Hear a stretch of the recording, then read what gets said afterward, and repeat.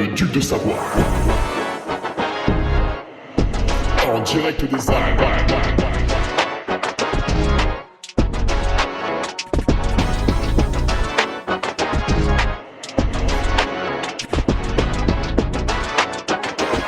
Le podcast de Hugo Ferrari. Allez, bonjour à toutes et à tous, on se retrouve pour le podcast numéro 320. Une question de Ludovic Lebrun, qui à première vue était pas folle, mais qui finalement est intéressante. Surtout avec l'actualité du moment, à savoir la pluie. Le Google Standard a été un peu ému de voir autant de pluie en mai et juin, et vous avez le mois de juin qui a été plus bas que les températures moyennes de 0,04 degrés. Donc c'est vraiment ridicule par rapport à tout ce qu'on a eu avant, mais c'est vrai qu'on a eu pas mal de pluie, et du coup on a un petit peu tous rejoué avec notre matos. Et donc sa question: ma veste de pluie n'est pas magique, que faire? Eh oui, malheureusement, il ne suffit pas d'enfiler une veste de pluie pour pouvoir se promener toute la journée sous la pluie. Alors, avant cela, bien sûr, je vais remercier les nouveaux patriotes qui rejoignent les rangs du Carmi. D'ailleurs, ça a été l'occasion au Lavaredo d'en rencontrer encore 2-3, de passer la semaine avec d'ailleurs Guillaume et Lionel, en plus d'en croiser d'autres pour boire une bière. Et cette semaine, sur la revue de presse, je me suis permis, comme 2-3 fois avant, d'ajouter quelques belles photos de nos patriotes avec le t-shirt. N'hésitez pas à m'en envoyer, je les stocke dans un coin, et puis je m'en resserre. Alors, vous me le dites, si jamais vous n'avez pas envie qu'il y ait votre tête, je pourrais mettre un petit smiley d'un monsieur content, ce sera rigolo aussi. Les nouveaux patriotes, alors, cette semaine, nous avons Luc Doucet, Christophe Daniel, Romain Pija, que je devrais voir à la Montagnarde ce week-end. Course qui va être un petit peu émoussée par la pluie, je pense.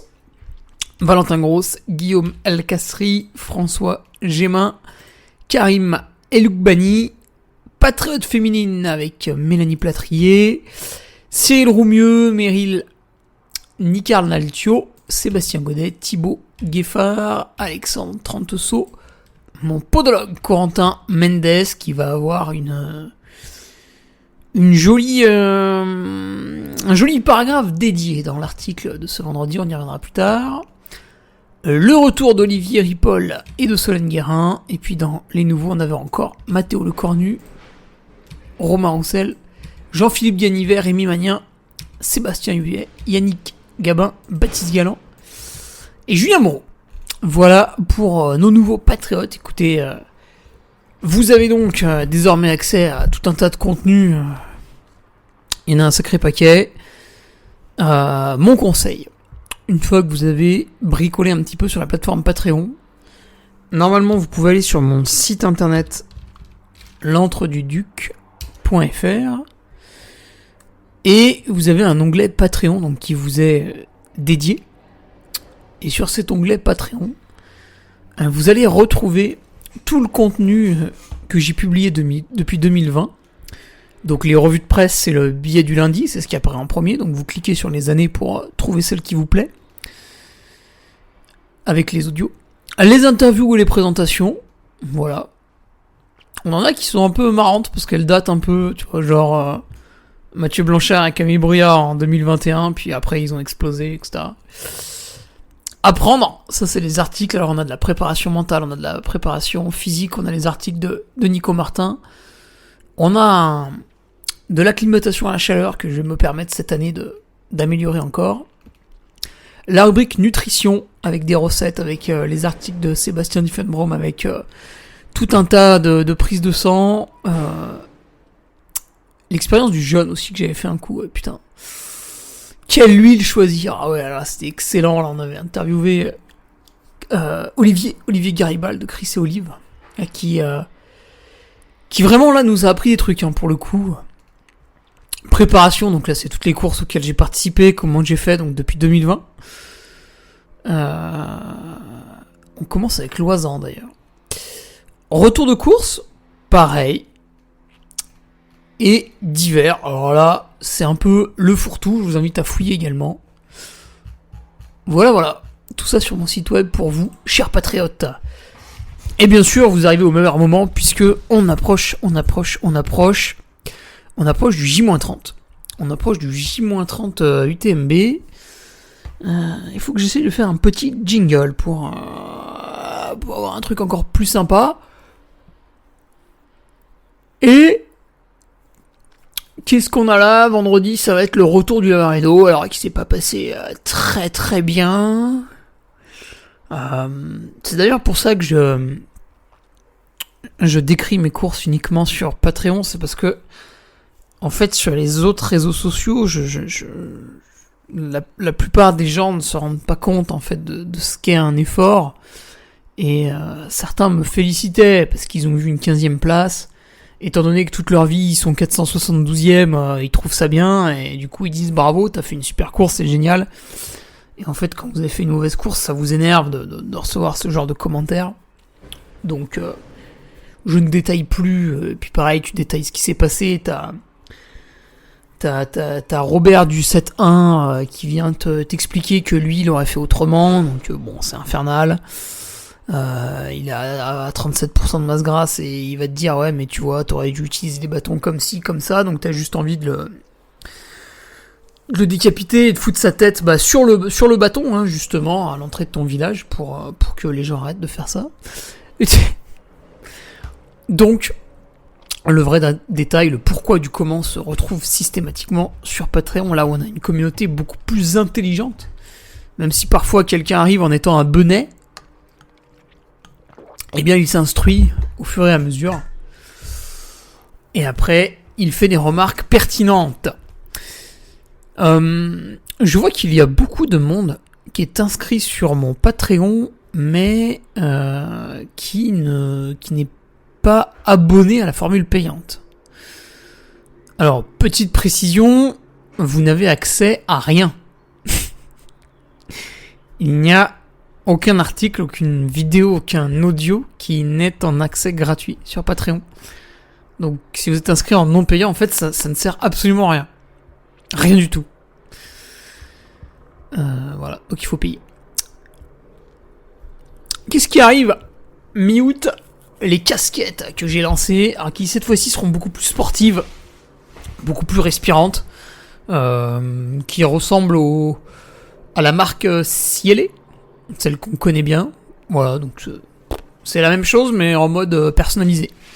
Parce que Cielé ne pouvait pas personnaliser comme je voulais ma casquette, donc ça m'a vexé. Du coup j'ai retravaillé avec l'entreprise Edict, qui est à Annecy. Voilà, qui s'occupe de l'importation des casquettes et puis du design. On aura aussi les drapeaux, principalement pour celles et ceux qui vont venir encourager à Notre-Dame de la Gorge, comme l'an dernier. Si jamais vous êtes sûr de venir, écoutez, envoyez-moi un petit message. Je centraliserai ça avec le groupe de hooligans qui se crée, bien sûr, dans le respect de chacun. Notre-Dame de la Gorge, ouais, avec les vidéos exceptionnelles de l'an dernier où le journaliste ne s'y était pas trompé et était présent en masse pour en prendre plein les yeux. Voilà, en attendant tout cela, écoutez, sur mon site, vous avez encore, bien sûr, les t-shirts qui sont réapprovisionnés. Là, j'ai tout envoyé ce que vous aviez commandé pendant que j'étais au Lavaredo. Voilà, nous avons aussi des coupes femmes, donc n'hésitez pas, puisqu'on a quelques patriotes féminines. Et tout cela sera un club FFA bientôt, au 1er septembre. Donc vous pourrez les arborer sur les crosses, sur les championnats de France. Voilà, ce sera le vrai maillot du club. Ce sera très drôle, très amusant. Et c'est marrant, j'ai déjà reçu des velléités de certaines personnes qui m'ont dit que ce n'était pas une bonne idée de le faire.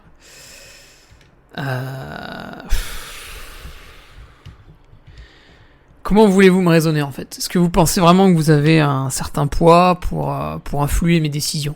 Est-ce que vous pensez vraiment que le duc va vous écouter quand vous êtes là comme ça, à larmoyer, sous prétexte que je vais vous prendre un licencié qui doit vous ramener 7,50 €, vous êtes là à faire les mendiants, les clochards. C'est assez... j'ai beaucoup de peine pour ces gens-là. Je peux même m'engager à leur donner un billet de 10 € si jamais c'est trop dur pour eux, je sais pas. Voilà. Alors, les petites actualités. Et oui, puisqu'avant de commencer, on a quand même des actualités très très intéressantes. Il y a eu l'actualité dramatique de l'Ultra Trail du Haut-Gifre, où malheureusement un trailer a perdu la vie, donc ça, voilà, c'était très triste, enfin c'est d'ailleurs très triste, ça l'est toujours. Et à l'occasion de ce drame rapporté par tout un tas de coureurs qui se sont blessés, qui ont chuté, etc. dans une descente un peu dangereuse, il y avait une question qui restait en suspens. C'était, est-ce que les organisateurs auraient dû rendre obligatoire les chaînes? C'est-à-dire, vous ne preniez pas le départ si vous n'aviez pas dans votre sac une paire de chaînes qui se met sous les chaussures, donc grâce à un élastique. Et les bénévoles l'auraient contrôlé en haut de la montée, ils vous auraient forcé à utiliser les chaînes. Et donc, pas mal de coureurs qui réagissaient sur les réseaux sociaux, pensant qu'ils étaient intelligents et qu'ils allaient nous apporter des solutions, nous ont dit, fallait les rendre obligatoires. Hein, bande de cons. Moi, j'organise aucune course. J'organise aucune course, ok? Mais je vais me permettre de vous donner des conseils, parce que je suis plus intelligent que vous, par la force du Saint-Esprit. Même si je l'ai jamais fait, je pense que je sais comment il faut faire. Ok, Dédé, ta gueule. Qu'est-ce qui s'est passé ce lundi 1er juillet? Qu'est-ce qui s'est passé? Hein? Mais alors, qu'est-ce qui s'est passé? Parce qu'il y a toujours beaucoup de neige en montagne. Toujours beaucoup de neige. Verbier-Saint-Bernard. Trail alpin. Ultra trail alpin. Ah, tiens. Verbier-Saint-Bernard. UTMB. Ce lundi, rend les chaînes obligatoires. Parce que vous allez traverser beaucoup de névé plusieurs fois. Qu'est-ce qui se passe? 200 commentaires de gens qui râlent. Voilà.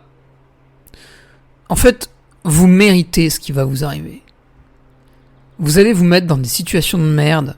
Putain, vous le méritez, c'est bien fait pour vous. Vous êtes beaucoup trop cons, en fait. L'organisateur, il est là pour que, globalement, la course se passe bien. Et il estime que sur la course que lui organise, pas toi, lui, c'est pas parce que t'as payé 100 balles que tu peux lui parler comme un chien. Il estime qu'il y a besoin des crampons pour que tout le monde puisse faire le parcours qui est très très beau dans sa totalité et en toute sécurité.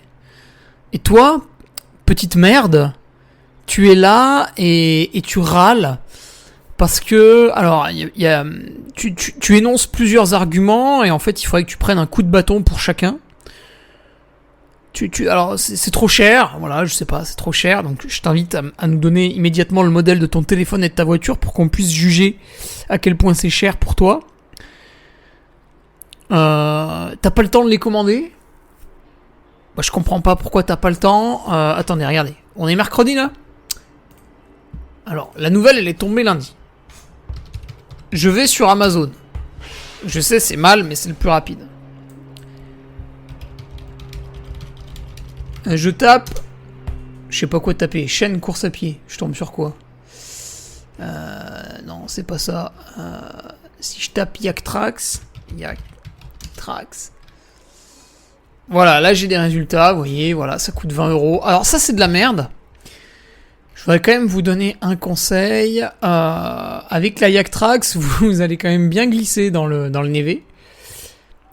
C'est un petit peu de la merde. Vous avez dit quelque chose de mieux, mais alors quel nom ça a, cette connerie? Le Yaktrax, la Yaktrax Summit est un petit peu mieux, mais vous avez... Ah, le Ice Gripper. Ah oui, voilà. Bon, là, ça coûte 85 €. Il y en a des moins chers, normalement. Ah putain, non, ça coûte 80 balles. Eh ben, écoutez, Ah, 65 € là, voilà. Donc il y a moyen de faire plus rapidement quand même. Et la livraison... Ah, la livraison est un peu longue par contre, ouais. Effectivement. La livraison est un petit peu longue. Est-ce qu'on a une livraison express? Ah putain, ceux-là ils sont bien là, à 20 €. Et effectivement, c'est une livraison en 3 jours, donc le lundi vous auriez eu le temps de les recevoir pour la course. Ah oui, il est là à 34 €, excellent modèle ça. Oh putain, avec ça mon pauvre. Je vous mettrai les liens pour ceux qui veulent. Ça s'appelle Ah non, ça c'est de la merde. Si, c'est bon. Voilà, donc il y a ce qu'il faut, il n'y a pas de rupture de stock ou quoi. Et après, vous pouvez aller dans vos magasins, bien sûr. Oh putain, mais ça c'est de la bombe. Donc tout ça pour dire, il y a eu un drame sur un trail mi-juin. On vous met des conditions de sécurité un peu plus difficiles le 1er juillet. Et en fait, vous avez déjà oublié. C'est-à-dire que peut-être que pour que vous compreniez, il faudrait qu'il y ait un mort par jour. Parce qu'il y a tellement d'actualités, de trucs, de machins. Surtout en ce moment, en France, on a la politique. Alors, du coup, pendant un mois, on n'a aucune autre actualité, tu vois. Le but du jeu, pendant un mois, c'est de savoir si tu vas faire deux choses complètement débiles. Soit tu vas aller à l'extrême gauche, soit à l'extrême droite. Et en fait, dans les deux cas, le mot extrême est globalement pas ouf.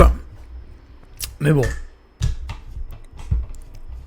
Le problème, c'est pas ça. Le problème, c'est qu'on t'en parle je sais pas, de 7h du matin à 22h. En fait, à un moment donné, peut-être il y a d'autres actualités, tu vois. Il y a peut-être d'autres trucs, en fait. Et là, vous passez votre temps à checker tout un tas de conneries et vous vous rappelez même plus qu'en fait, quelqu'un a perdu la vie le samedi 15 juin parce qu'il y a un trail en montagne où les conditions sont rapidement dégradées. Et alors c'est peut-être pas lui, mais d'autres qui ont chuté n'avaient pas forcément le bon matériel adéquat ou quoi. Là on vous le dit, voilà, les crampons sont obligatoires. Écoutez, prenez-les. C'est pas pour vous emmerder. Alors vous quand même entre le lundi ou le mardi et le jour de la course, il y a quand même moyen de passer dans un magasin. C'est quand même putain. Alors oui, ça va vous coûter. Et oui, évidemment. Évidemment, il y a le prix de l'objet, le déplacement dans le magasin plutôt que de faire autre chose. Oui, ça vous coûte quelque chose. Mais en fait, si vous trouvez que c'est un problème, le problème c'est vous. Si vous n'avez pas compris ce que c'est la montagne, vous n'avez pas compris.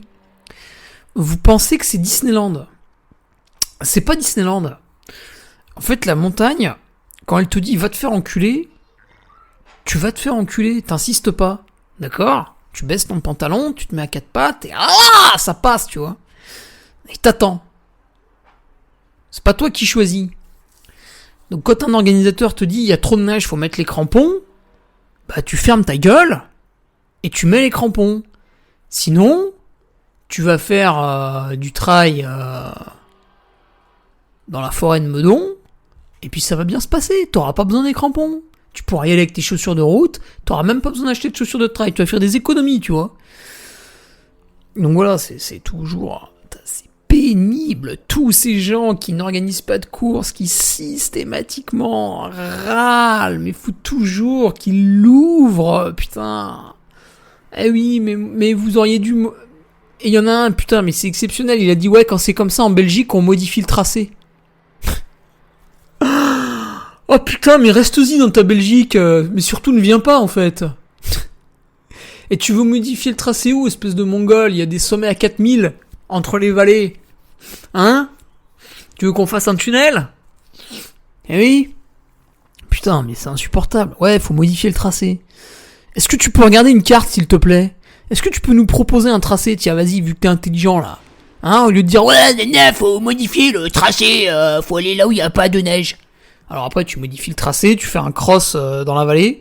Ouais, putain, vraiment, c'est nul. On aurait pu y aller. Taz. C'est Taz. Putain, c'est Taz. On a retrouvé Taz. Voilà. Voilà. Alors, Light Drive Vanoise a été plus malin. En fait, ils l'ont mis en story que les crampons étaient obligatoires. Ce qui fait que Jacou, il a fripouille, il ne peut pas commenter, en fait. Vu que c'est une story, il a l'information, il est obligé de fermer sa gueule, et c'est bien. Et sur Light Drive Vanoise, ils l'ont pas fait à Verbier, mais sur Light Drive Vanoise, ils ont publié un truc. En fait, je sais pas si les gens sont conscients. Je sais pas si on envoie une troupe de comiques ou des gens qui pratiquent la course à pied, je sais pas. Ils ont publié qu'il y avait de la neige sur 33% du parcours. 33%. Mais en fait, vous vous rendez pas compte à quel point c'est monstrueux. Vous allez passer votre temps à patauger dans la neige, à glisser dans tous les sens. Mais c'est énorme. Ça veut dire que vous avez plus de 20 km de neige. C'est monstrueux. C'est monstrueux. Mais vous êtes pas prêts. Mais la barrière horaire va durer 4 jours. Oh, la violence, 33% du parcours est enneigé. Puis alors le parcours il est pas plat. Là ça va être une boucherie. Là vous aurez le droit éventuellement à une médaille finisher. Là vous l'aurez mérité. Voilà quoi. Non, je pense plus sérieusement, c'est vrai que certains peut-être, enfin, sur le millier de personnes engagées, voilà, il y a quelques personnes qui n'auront pas l'occasion de s'approvisionner en chaîne, évidemment, il y a toujours quelques contraintes, bien sûr. Je pense que dans l'organisation, il doit faire un maximum pour rapatrier le plus possible de chaînes sur place. Après, le problème, c'est que vous avez un magasin de sport, bah, il en a 50. Vous arrivez, vous êtes 900. Il y a une différence. Battez-vous. Dans le magasin de sport, n'hésitez pas à mettre une patate au mec d'à côté, là. Petit coup de pied dans les côtes, comme ça vous êtes sûr de passer avant la caisse avec vos chaînes. Mais, un truc qu'il faut se souvenir pour le futur, pour plus tard, quand vous partez sur un trail de haute montagne comme ça, partez du principe que ça peut être vraiment la merde. Ça peut être annulé déjà, parce qu'il y a trop d'orage ou de trucs à la con là. Partez du principe que si vous faites l'intégralité du parcours sous une météo relativement appréciable, ce sera un bonheur suprême, sans nom. Et préparez-vous vraiment à l'annulation, et préparez-vous tout court en ayant un petit peu de matos chez vous. Parce qu'en fait, les chaînes, vous les achetez une fois, et après elles restent dans le placard, elles ne s'useront jamais en fait. Vous allez les porter tellement peu de fois que vous n'allez jamais les user. Donc vous les laissez dans le placard, comme ça vous les avez toujours sous le coude. C'est comme la couverture de survie, enfin, je veux dire, moi j'en ai 3-4 chez moi en permanence. Pourtant je m'en sers jamais. Les chaînes, j'en ai 2 paires. J'ai même un piolet, tu vois, j'ai un piolet.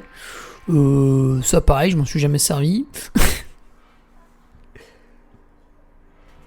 Donc voilà, tout ça pour dire, il faut quand même être un petit peu préparé, avoir un peu de matos chez soi. On peut pas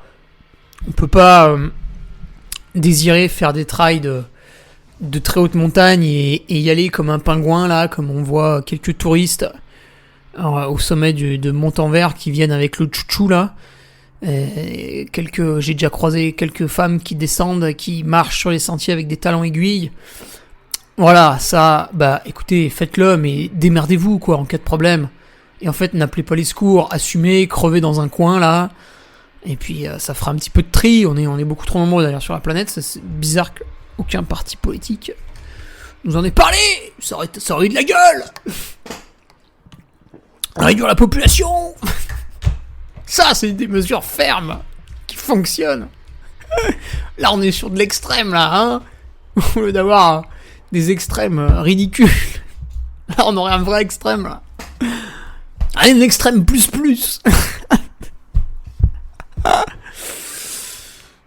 Ouais. Bon, du coup, je serai speaker à la montagnarde.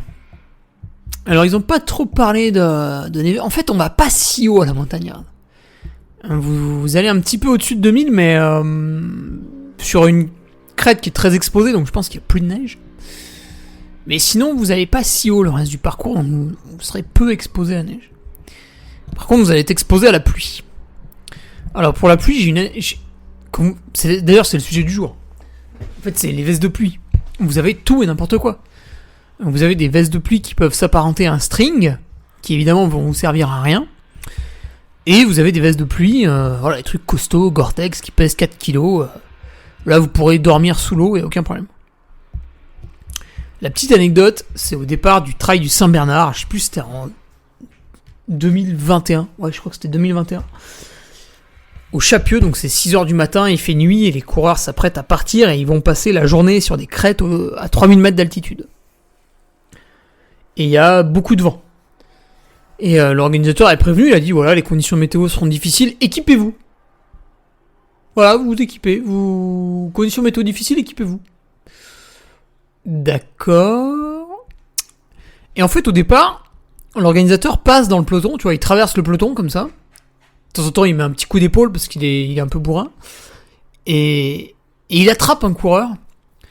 Il prend ça. Donc le coureur avait déjà mis sa veste coupe-vent sur lui alors qu'on était à 1800 mètres d'altitude, donc lui il était dans la merde à mon avis. Il attrape un peu sa veste comme ça, il fait non mais ça, à 3000 mètres ça vaut rien, ça c'est trop fin ça. Et il se barre. Et là, le coureur, il était face à lui-même, tu vois. Il se retourne vers son pote, il fait putain, mais qu'est-ce qu'il veut dire par là? Mais qu'est-ce que je fais? Putain, mais j'ai que cette veste et tout, tu crois que c'est assez trop léger, machin, truc. Eh ben ouais, mon gars! Eh ben ouais, ta veste est de la merde! Et du coup, tu vas souffrir! Et tu vas probablement abandonner! Les mecs, ils vont à plus de 3000 mètres avec une veste qui fait 100 grammes! Oh! Mais tu veux te protéger de quoi, en fait? Tu veux te protéger de quoi? Du règlement? Mais c'est pas lui qui va faire que tu vas crever de froid. Ouais, donc, c'est assez drôle, quand même. Des fois, le matériel que les gens embarquent,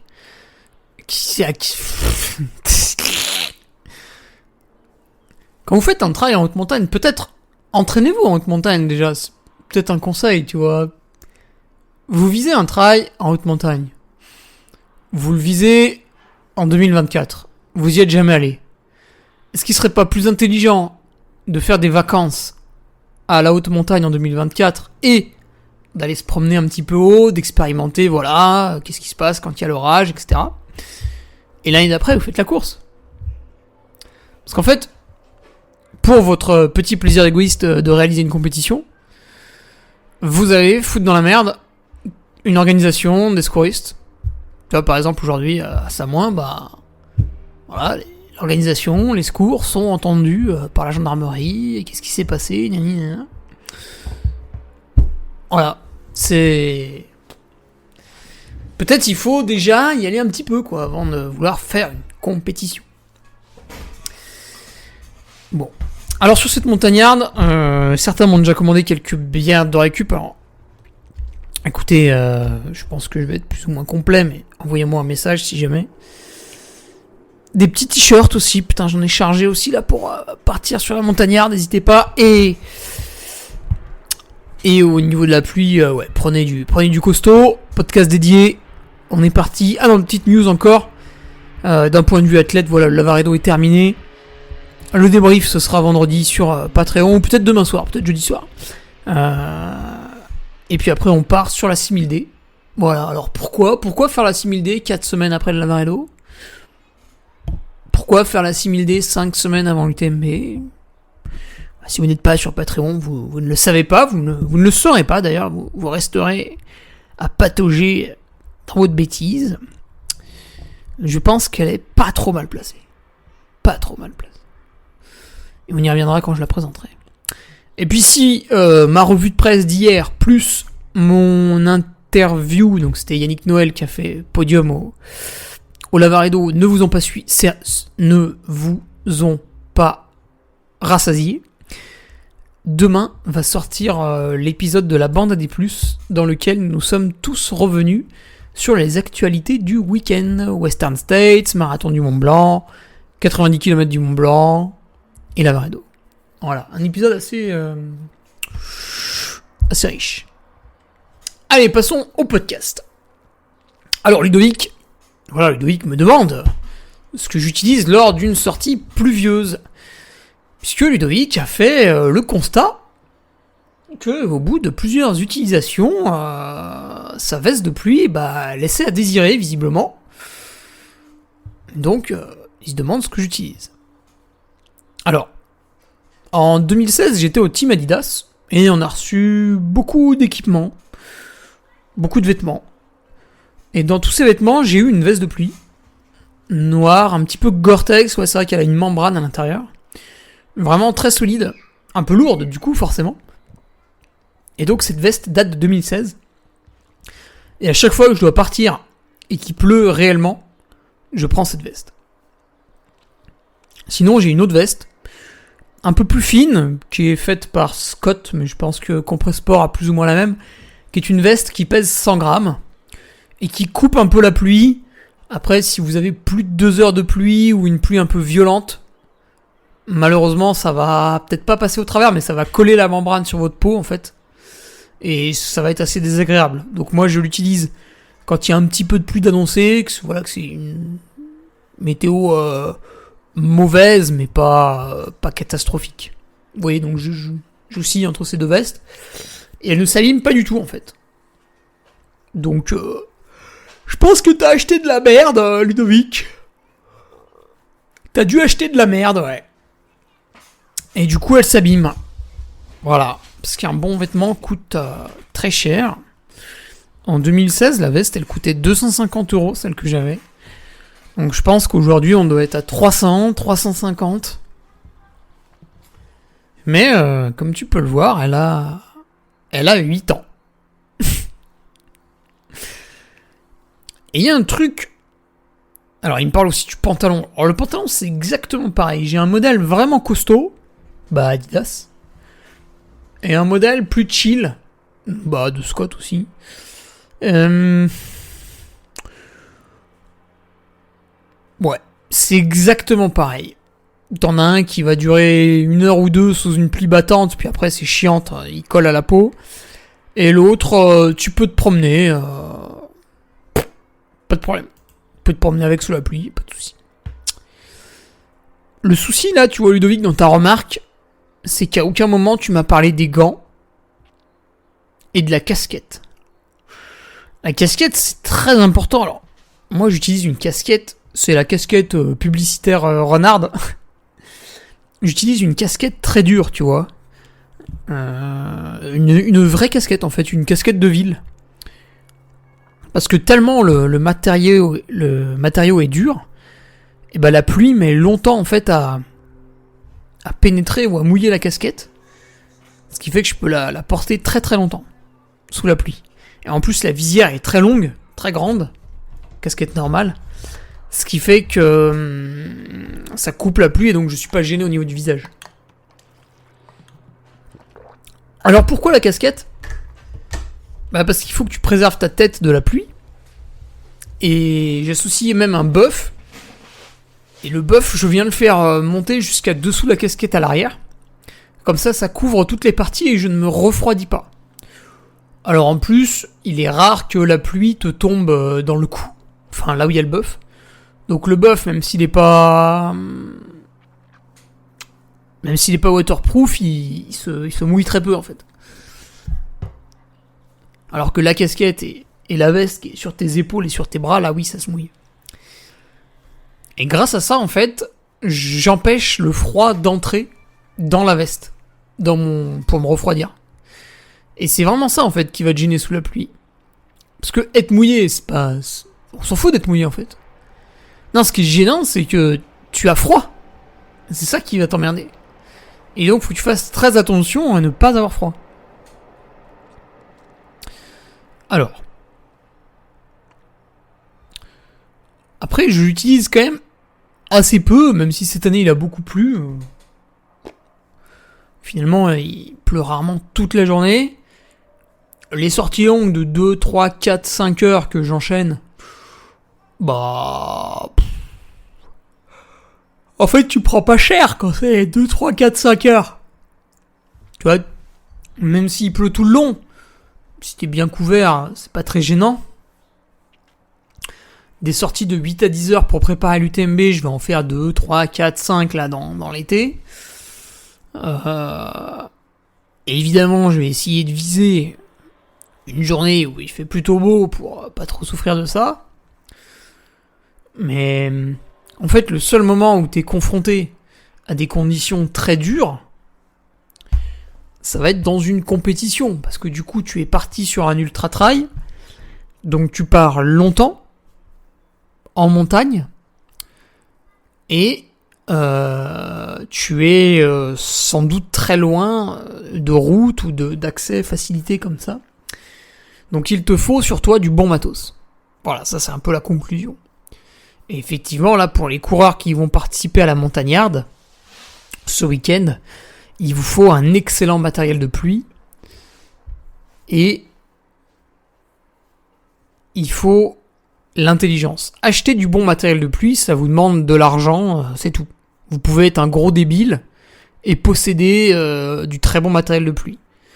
Vous allez dans un magasin, vous dites bonjour, je veux une veste pour des conditions extrêmes sous la pluie.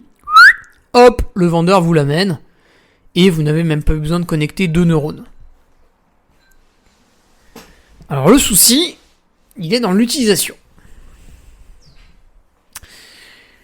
Votre veste, si vous la foutez comme un gros cochon dans le sac, vous faites le début de course, il pleut pas, vous transpirez et tout, et à un moment donné, il pleut.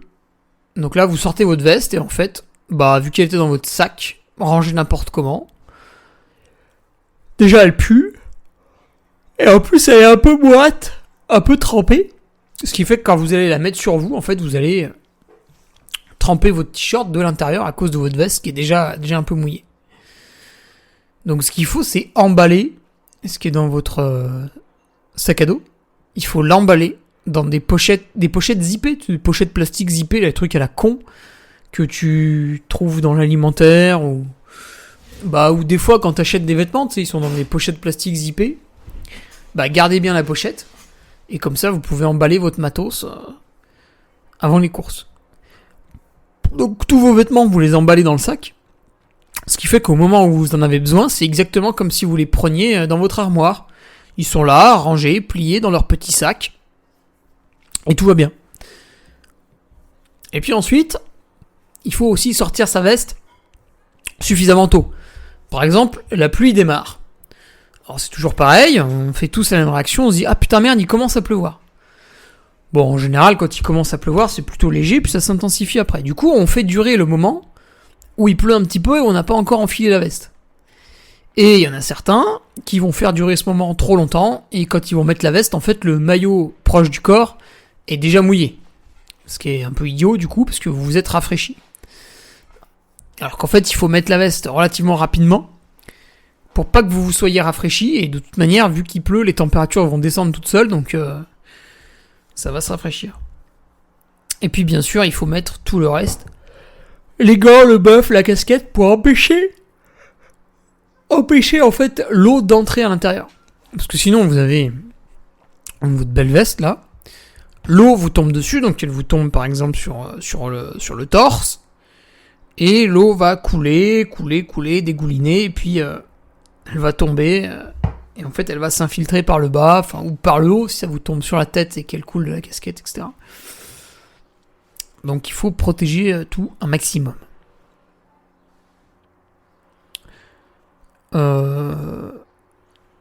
S'il pleut vraiment, faut aussi rapidement sortir le pantalon de pluie, et c'est là où il faut être assez malin dans son choix de vêtements. Il vous faut une veste qui va être suffisamment longue pour tomber sur le pantalon de pluie et pas avant, parce que sinon l'eau va passer de la veste à votre corps et au pantalon de pluie, et là vous allez vous tremper.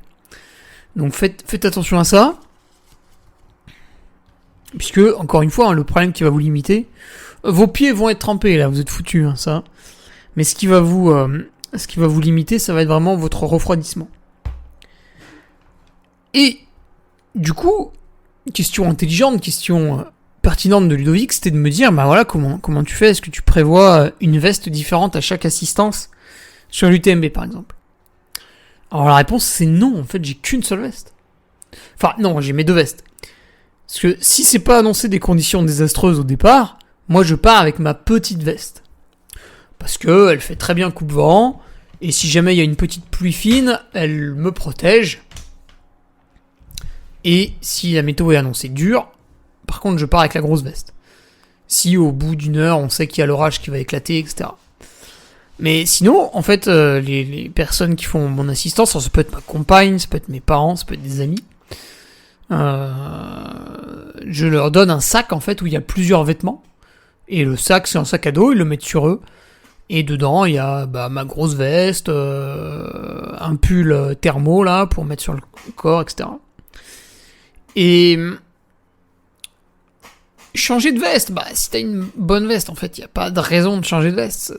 Par contre, sur les assistances ou les drop bags, quand vous pouvez laisser, et là par exemple à la montagnarde c'est le cas, vous pouvez laisser un sac à l'organisation au départ et elle vous l'amène plus ou moins au milieu du parcours.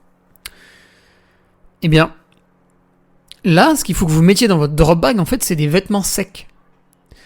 Alors, souvent, en plus, le drop bag, vous l'avez qu'une fois dans la course.